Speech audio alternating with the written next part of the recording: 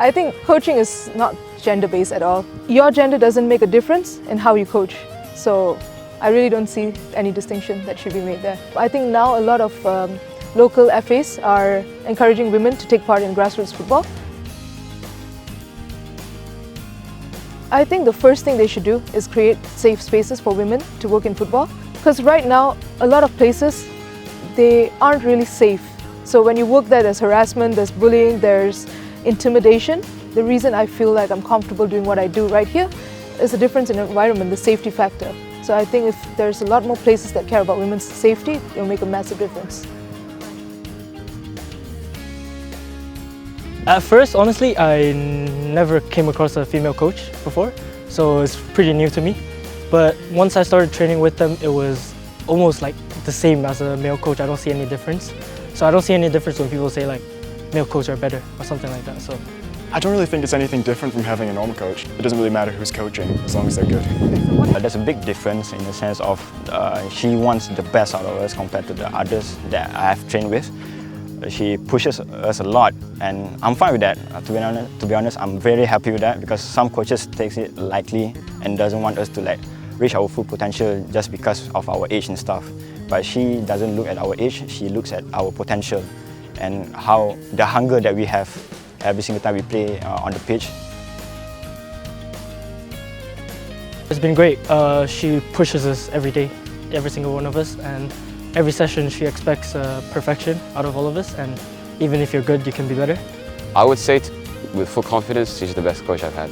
Not only like in training, even outside training, we're all team bonding. She takes care of us outside training as well. So there's a connection between us, which is far greater than just coach and player, which is what helps me become a better player.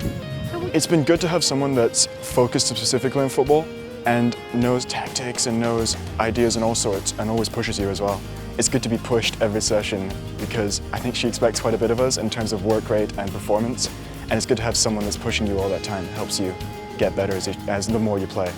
And also she helps us off the pitch as well, which is surprising and very new to me because normally the coaches out there would like ask you to take care of yourself. But with Kesh, she asks us, she has the plan with us off the pitch, meal plans and workout plans individually. Recently, so I've been watching football, and football is changing a lot. And now we have this thing, is football's for everyone, and I believe in that. Football is for everyone. So it shouldn't be categorized just like for male, for men's only, because it's rough. Female can be rough too.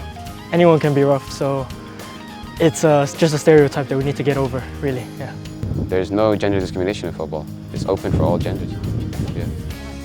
Well, when you see it in the media, it's definitely much more male-dominated, but as time has gone on, it's started to become more of a gender-neutral role. I mean, you've seen it in basketball. You're starting to see it more in football as well. I don't think there's a gender specification for anything actually. But football is anyone's game. You know, if you have the interest, if you have the passion, if you want to start playing, just go for it. Whether you're a girl or boy. So if you have the passion, just go for it.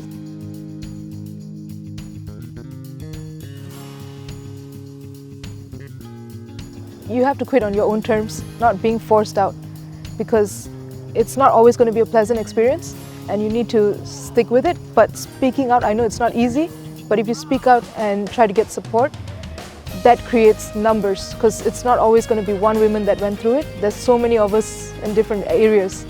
So if we can somehow build a network or speak up to friends and find each other, maybe that could be strength in numbers. And then just don't give up, because if everyone gives up, then we're always going to start back at square one. So to persevere.